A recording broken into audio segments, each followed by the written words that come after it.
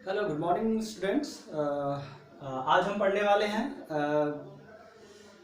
Transition metal complexes के अंतर्गत आने वाला टाइप्स ऑफ इलेक्ट्रॉनिक ट्रांजिशंस। पर टाइप्स ऑफ इलेक्ट्रॉनिक ट्रांजिशंस हम पहले इस आधार पे पढ़ लेते हैं कि ये टोटल ओवरऑल सभी प्रकार के जो कंपाउंड्स होते हैं, चाहे वो ऑर्गेनिक कंपाउंड हो चाहे मेटल कॉम्प्लेक्सेस हो, ये सब पर कैसे एप्लीकेबल होता है, किस प्रकार से अप्लाई होता है, ये हम पहले पढ़ते हैं। इलेक्ट्रॉनिक ट्रांजिशंस का मतलब आप ये मान सकते हैं कि जब किसी पर्टिकुलर एलिमेंट में, मॉलिक्यूल्स में या कॉम्प्लेक्सेस में किसी एक ऑर्बिटल से इलेक्ट्रॉन निकलकर दूसरे हायर एनर्जी वाले ऑर्बिटल्स में जब वो क्या करता है, ट्रांसफर होता है, तो वो कहलाता है इलेक्ट्रॉनिक ट्रांजिशंस।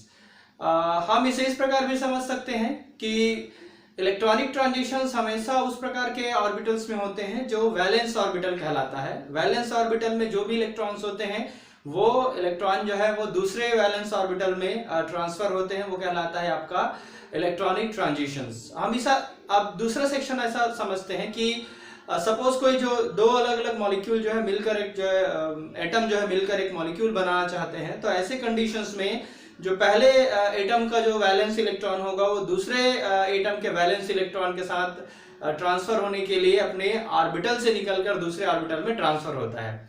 इसे ज्यादा स्पष्ट तरीके से समझाने के लिए हम मॉलिक्यूलर ऑर्बिटल को समझते हैं। जैसे आपने सुना होगा, बेसिकली तीन प्रकार के मॉलिक्यूलर ऑर्बिटल होते हैं according to MOT, molecular orbital theory.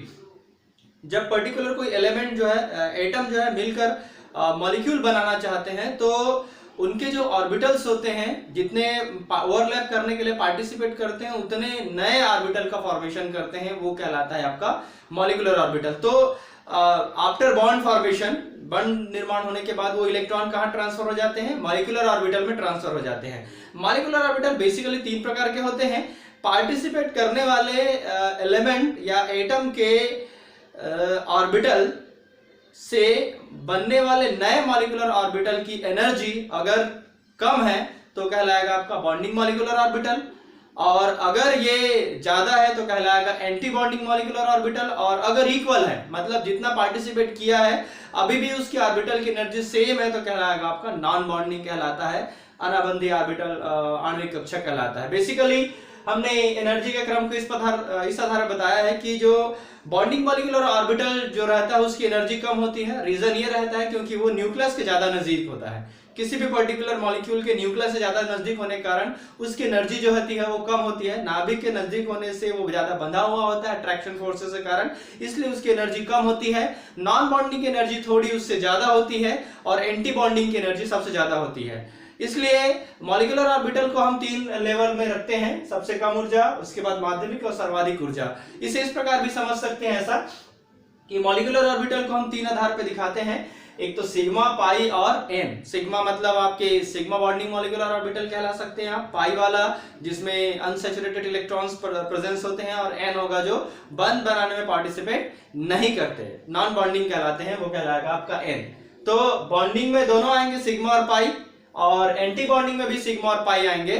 बस आपको याद रखना पड़ेगा बॉन्डिंग मॉलिक्यूलर ऑर्बिटल की एनर्जी कम होती है, और एंटी बॉन्डिंग। तो आप ये देख सकते हैं कि यहाँ का इलेक्ट्रॉन या तो यहाँ क्या होगा, ट्रांसफर होगा। याद ये रखना, ये तीन अलग अलग लेयर है। पहला लेयर बॉन्डिंग का, दूसरा नॉन बॉन्डिंग और तीसरा एंटी बॉन्डिंग का। इलेक्ट्रॉन या तो बॉन्डिंग से नॉन बॉन्डिंग जाएगा या तो बॉन्डिंग से एंटी बॉन्डिंग जाएगा, तभी उसकी ऊर्जा में अंतर दिखेगा। और या तो नॉन बॉन्डिंग से कहा जाएगा, सीधा एंटी बॉन्डिंग में जाएगा। इसे हम ऑर्गेनिक कंपाउंड के लिए स्पेसिफिक ज्यादा देखते हैं कि इसमें इस प्रकार से ट्रांजिशन कैसे होता है, इसलिए हमने इसे क्रम में बांट दिया हुआ है। टोटल मिलाकर हमारे पास जो इलेक्ट्रॉनिक ट्रांजिशंस होते हैं कंपाउंड्स में, वो 5 प्रकार के होते हैं। हमने उसे ऊर्जा के क्रम के आधार पर बांट दिया है, सबसे ज्यादा ऊर्जा वाला, फिर उससे कम, फिर उससे कम, फिर उससे कम, फिर उससे कम। ये 5 लेयर में बटा हुआ है। तो सबसे पहले हम स्टडी करते हैं, सबसे पहले हम पढ़ते हैं, वो है sigma two sigma star electronic transitions. Sigma two sigma star electronic transitions जो होता है वो यूवी और विजिबल रेंज से ज्यादा ऊर्जा का होता है। कारण ये होता है कि सिग्मा में जो इलेक्ट्रॉन्स होते हैं वो ज्यादा न्यूक्लियस के पास होते हैं, इसलिए वहां से इलेक्ट्रॉन निकालने के लिए जो आपको ऊर्जा चाहिए वो यूवी विजिबल से भी ज्यादा ऊर्जा रिक्वायरमेंट रहता है। तो यहां से लेकर यहां तक के इलेक्ट्रॉन को सिग्मा स्टार तक ट्रांसफर होने में जो एनर्जी चाहिए वो यूवी जो रेंज होता है उसकी एनर्जी से बहुत ज़्यादा रिक्वायरमेंट रहती है। इसलिए नॉर्मली इनके जो इलेक्ट्रॉन्स होते हैं वो विजिबल आपको दिखाई, इसके ट्रांजिशंस आपको दिखाई नहीं देंगे। ऐसा ज्यादातर सैचुरेटेड हाइड्रोकार्बन्स में होता है, मतलब संतृप्त एल्केन में। आप मान सकते हैं कि जितने प्रकार के एल्केन है जिसमें कार्बन टू कार्बन या अनदर के साथ केवल सिंगल बॉन्डेड होते हैं, क्योंकि उसमें सारे इलेक्ट्रॉन कहाँ होंगे, सिग्मा में होते हैं, इसलिए उनके दिखने के चांसेस या विजिबल होने के चांसेस लगभग नहीं होते। ये सबसे ज्यादा एनर्जी रिक्वायरमेंट वाला इलेक्ट्रॉनिक ट्रांजिशन है, इसके लिए सबसे ज्यादा ऊर्जा की जरूरत पड़ती है। ये सिग्मा टू सिग्मा स्टार ये पहला कहलाता है। इसमें आपको मैंने एग्जांपल बता दिया कि ये ऐसा इलेक्ट्रॉनिक ट्रांजिशन एल्केनों में होता है, क्योंकि उसमें सारे इलेक्ट्रॉन कैसे होते हैं, सिग्मा बॉन्डेड होते हैं, सिग्मा बंध से बंधे होते हैं। दूसरा आपका कहलाएगा सिग्मा टू पाई स्टार, ये दूसरा सबसे ज्यादा ऊर्जा वाला है, पर आपको याद ये रखना पड़ेगा इस बार भी इलेक्ट्रॉन कहाँ है, सिग्मा में। तो सिग्मा में इस बार इलेक्ट्रॉन है, हालांकि इस बार इलेक्ट्रॉनिक ट्रांजिशंस के लिए जो आपको स्पेस चाहिए वो थोड़ा सा कम है, लेकिन अभी भी यूवी विजिबल से अभी भी जो एनर्जी रिक्वायरमेंट है यहां से इलेक्ट्रॉन को ट्रांसफर होने के लिए, इलेक्ट्रॉन को यहां से लेकर यहां तक जाने में अभी भी जो आपको ऊर्जा चाहिए, ये पहला वाला क्या कहलाएगा, जो एग्जांपल है ये सिग्मा टू सिग्मा स्टार कहलाएगा। ये दूसरा क्या कहलाएगा आपका, सिग्मा टू पाई स्टार कहलाएगा। इसके लिए भी जो एनर्जी चाहिए वो अभी भी विजिबल से ज्यादा है, मोर देन विजिबल एनर्जी। तो आप याद ये रखेंगे, इसमें भी एग्जांपल जो मिलेगा उसमें सिग्मा टू पाई स्टार जा रहा है, मतलब वो बॉन्डिंग से किधर जा रहा है, सॉरी सिंगल बॉन्डेड से किधर जा रहा है, डबल बॉन्डेड या ट्रिपल बॉन्डेड की तरफ जा रहा है। इसमें जो एग्जांपल आपको देखने को मिलेगा वो सैचुरेटेड जो कार्बोनिल कंपाउंड्स होते हैं उसमें आपको देखने को मिलेगा। जैसे आप ये मान सकते हैं कि ये जो एसिड होते हैं, कार्बोक्सिलिक एसिड जो होते हैं जिसमें कार्बन डबल बॉन्ड के साथ ओ रहता है और बाकी जो बॉन्डेड होते हैं वो सिंगल बॉन्डेड हो सकते हैं, या कार्बन के साथ ऑक्सीजन के साथ सिंगल बॉन्ड होगा, तब भी क्या कह सकते हैं आप, सैचुरेटेड कार्बोनिल कंपाउंड कह सकते हैं। उसमें भी इलेक्ट्रॉन जो रहेगा वो सिग्मा बॉन्डेड होता है, सिग्मा बॉन्डेड से पाई में जाना है, अभी भी एनर्जी जो चाहिए आपको कितना चाहिए, पाई स्टार सिग्मा में रहता है उसके ज्यादा चाहिए, तो यूवी से ज्यादा चाहिए, मतलब ये दोनों के दोनों आपको दिखाई नहीं देंगे, ये आपको याद रखना पड़ेगा। अगला जो आता है वो है pi to pi star. Third, pi to pi star वाला जो एनर्जी है ये आपको दिखाई दे रहा होगा, पाई से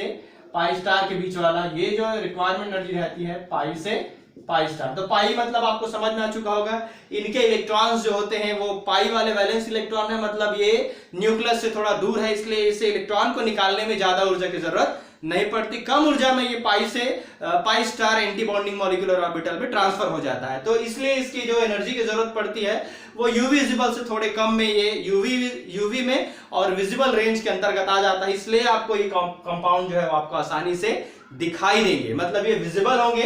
इसमें आने वाले में डबल बॉन्ड एल्कीन आएंगे, एल्काइन भी आएंगे और अनसैचुरेटेड कार्बोनिल कंपाउंड आएंगे। इसमें वो सारे एग्जांपल आएंगे जिसे आप आसानी से, जिसको आप देख सकते हैं, विजिबलाइज हो सकता है। ये तीसरा सबसे ज्यादा ऊर्जा वाला है, लेकिन इन दोनों की तुलना में इसकी ऊर्जा कम होती है। जो मैंने आपको बताया, इलेक्ट्रॉन को यहां से यहां तक ट्रांसफर होने में कम ऊर्जा की जरूरत पड़ती है, ये आसानी से यहां से यहां ट्रांसफर हो सकता है, इसका मतलब ये विजिबल रेंज में आएगा, लेकिन अभी भी यूवी में है। इसका मतलब ऐसा कह सकते हैं कि इसमें अभी भी कुछ कंपाउंड आपको ऐसा मिलेंगे जो अल्ट्रावायलेट में आएंगे, मतलब ये केवल विजिबल ना होकर ये यूवी विजिबल रेंज के अंतर्गत आने वाले हैं। मतलब इसमें से कुछ कंपाउंड ऐसे होंगे जो अल्ट्रावायलेट की इतना एनर्जी चाहिए जो आसानी से ट्रांसफर ना होंगे, मतलब यूवी अल्ट्रावायलेट वाला चाहिए लगभग 200 नैनोमीटर के आसपास, लेकिन अगर 400 से क्रॉस चला गया तो कुछ एग्जांपल आपको इसमें विजिबल वाले मिलेंगे। तो इसमें विजिबल और यूवी दोनों वाले एग्जांपल आपको देखने को मिलेंगे। ये आपका पाई से पाई स्टार इलेक्ट्रॉनिक ट्रांजिशंस होगा। उसके बाद चौथा होगा नॉन बॉन्डिंग से सिग्मा स्टार की तरफ। ध्यान दीजिएगा, नॉन बॉन्डिंग से सिग्मा स्टार। नॉन बॉन्डिंग वो कंपाउंड होंगे जिनके इलेक्ट्रॉन्स जो होते हैं वो वैलेंस शेल में तो हैं लेकिन बंध बनाने में पार्टिसिपेट नहीं कर सकते। ऐसे कंपाउंड जिसके पास लोन पेयर ऑफ इलेक्ट्रॉन पर्याप्त मात्रा उपलब्ध होते हैं, ज्यादातर ऑक्सीजन और नाइट्रोजन, क्लोरीन ऐसे कंपाउंड जो होते हैं जिसमें इसकी मात्रा उपस्थित होती है। ये भी आपका यूवी रेंज में आएगा, विजिबल रेंज में आएगा, आपको दिखाई नहीं देगा। जैसे आप ऑक्सीजन और नाइट्रोजन के केसेस में आपको देखने को मिलता होगा, ये आपको दिखाई नहीं देते। ये नॉन बॉन्डिंग सो कहां से है, सिग्मा स्टार, क्योंकि सिग्मा स्टार वापस फिर क्या हो जाएगा, न्यूक्लियस वाले आसपास आ जाएगा। न्यूक्लियस के आसपास आएगा मतलब आपको दिखाई नहीं देने वाला। हालांकि रिक्वायरमेंट एनर्जी जो होती है वो यूवी पाई से पाई स्टार की तुलना में थोड़ा सा कम होता है, लेकिन आपको याद रखना पड़ेगा कि इसमें जो एग्जाम्पल मिलेंगे वो आपको कॉमन एग्जाम्पल नहीं होने के कारण आपको दिखाई नहीं देंगे। और अंतिम आता है आपका सबसे कम ऊर्जा की जरूरत पड़ती है नॉन बॉन्डिंग से, किधर, पाई स्टार की तरफ, एन से पाई स्टार की तरफ केवल विजिबल में आएगा। पूरा का पूरा आपने साथ क्रोमोफोर नाम सुना होगा, जिस वजह से कोई पर्टिकुलर कंपाउंड कलरफुल दिखाई देता है, कलर रंगों का क्रम दिखाई देता है। जैसे आपको नाइट्रो कंपाउंड देखने को मिलता होगा, कुछ कार्बोनिल कंपाउंड भी है जिसकी वजह से कोई कंपाउंड क्या होता है, कलरफुल दिखाई देता है। इसके लिए सबसे कम ऊर्जा की जरूरत पड़ेगी। ये पूरा का पूरा जो है वो विजिबल रेंज में आता है, इसमें कोई भी एग्जाम्पल आपको यूवी रेंज के अंतर्गत दिखाई नहीं देगा।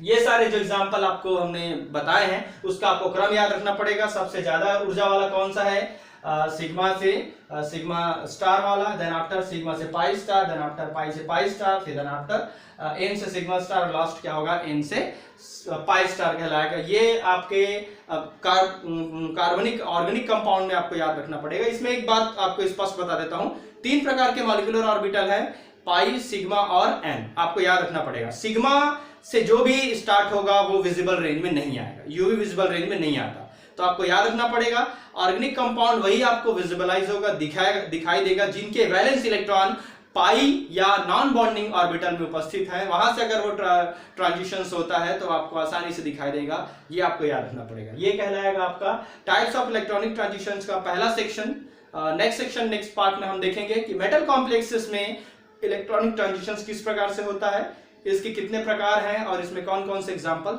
शामिल हैं। Thank you very much.